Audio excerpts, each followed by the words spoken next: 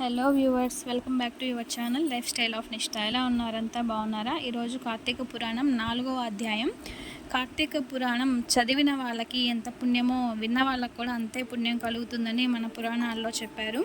ఇక ఈరోజు 4వ రోజు శుద్ధ చవితి.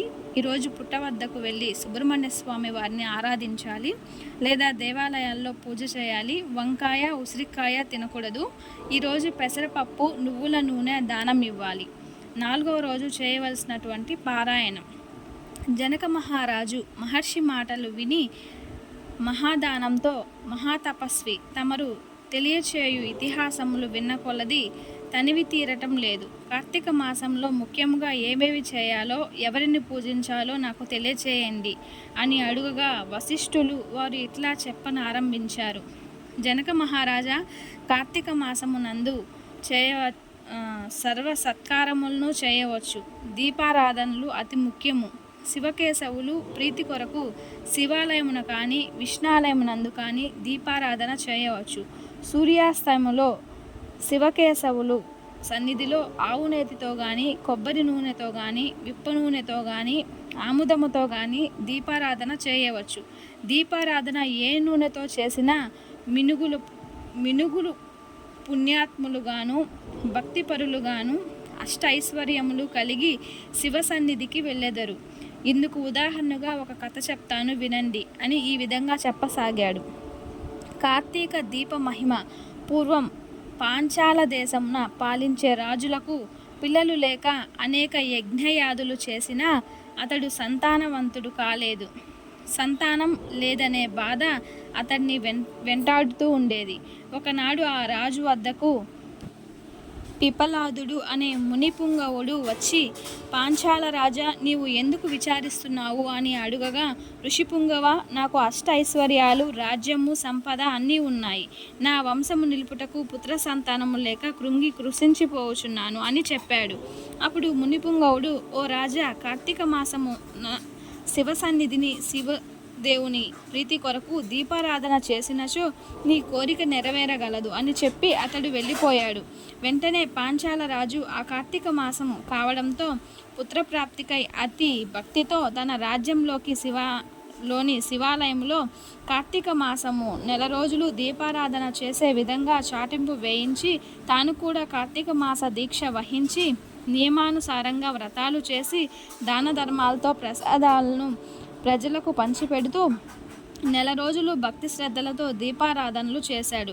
ఆ పుణ్యకార్యము వలన ఆ రాజు భార్య గర్భవతి అయి 9 మాసములు నిండి తరువాత ఒక శుభముహూర్తాన ఒక కుమారుణ్ణి కన్నది. రాజదంపతులు ఎంతో సంతోషించి తన దేశమంతటా పుత్రోత్సవమును చేయించి బ్రాహ్మణులకు దాన ధర్మాలు చేసి ఆ బాలునికి శత్రజిత్తు అని నామకరణం చేసి అల్లారు ముద్దుగా పెంచుచుండిరి.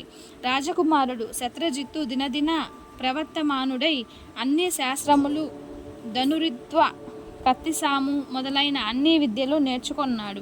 కానీ యవ్వన దశలో దుష్టుల సహవాసం చేసి తన తల్లిదండ్రులు గారాబము చేత తన కంటికి నచ్చిన స్త్రీలతో బలాత్కరిస్తూ ఎదిరించిన వారిని దండిస్తూ తన కామవాంఛలు యథేచ్ఛగా తీరుకొంచుండెను.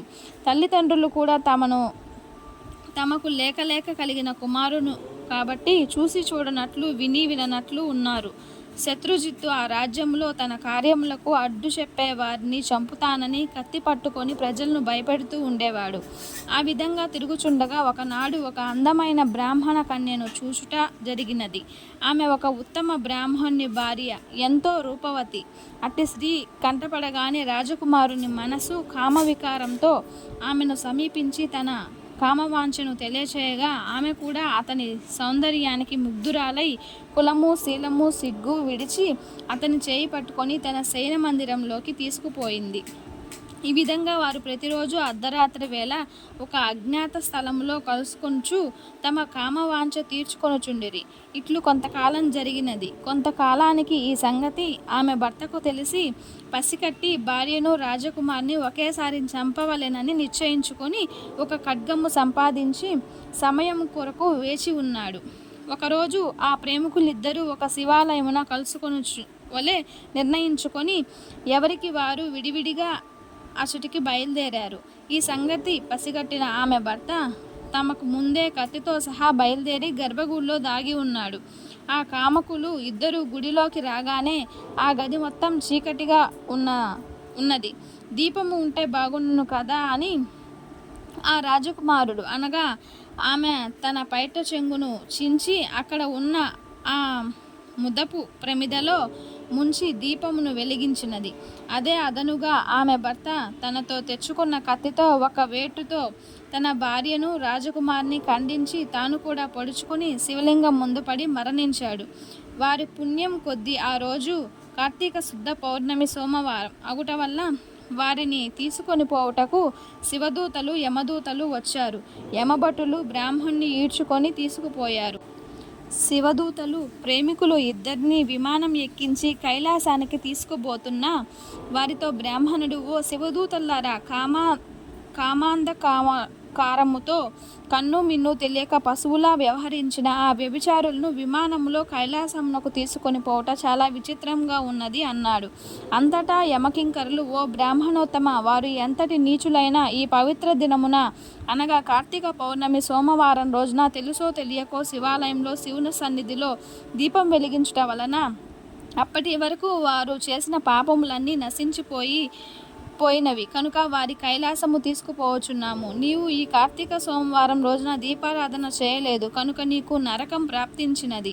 ఈ మాటలు విన్న రాజకుమారుడు పశ్చాత్తాపంతో, అలా ఎన్నటికీ జరగనివ్వను. తప్పు చేసిన మాకు మోక్షము, సన్మార్గుడైన బ్రాహ్మణునకు నరకము, తప్పొప్పులు ఏ విధంగా ఉన్నప్పటికీ మేము ముగ్గురము ఒకే సమయంలో ఒకే స్థలంలో మరణించాము కనుక ఆ ఫలము మా అందరికీ వర్తించవలసినదే అని తాము చేసిన దీపారాధన ఫలములో కొంత ఆ బ్రాహ్మణునకు దానం చేశాడు. వెంటనే అతనిని కూడా పుష్పక విమానం ఎక్కించి కైలాసమునకు తీసుకుపోయారు.